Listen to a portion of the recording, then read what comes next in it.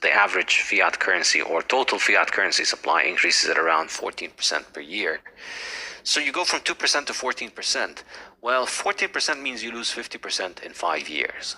So if you put that fiat, your average fiat paper, you put it under your mattress or under the floorboard and you wait 5 years, it's lost half of its value. It can buy you half of what it could buy you when you put it there. So let's say you have enough money to buy a house, but you don't want to buy a house now. So you put the money under your floorboard. 5 years later, that money will buy you half the house that you wanted. So what that means is that our ability to provide for the future is massively compromised, and that just makes the future more uncertain. And as the future is more uncertain, we discount the future heavier. And I think this is an extremely powerful way of understanding all the bad things, or many of the bad things that have happened in the 20th century.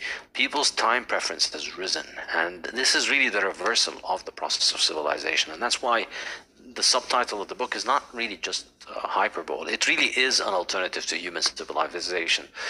Fiat is a way of just getting everybody to become a debt slave with no potential for thinking for the future, and therefore little prospect for civilization, little prospect for investing in the future, for wanting to provide for the world, wanting to provide a better life for the world, for your future self.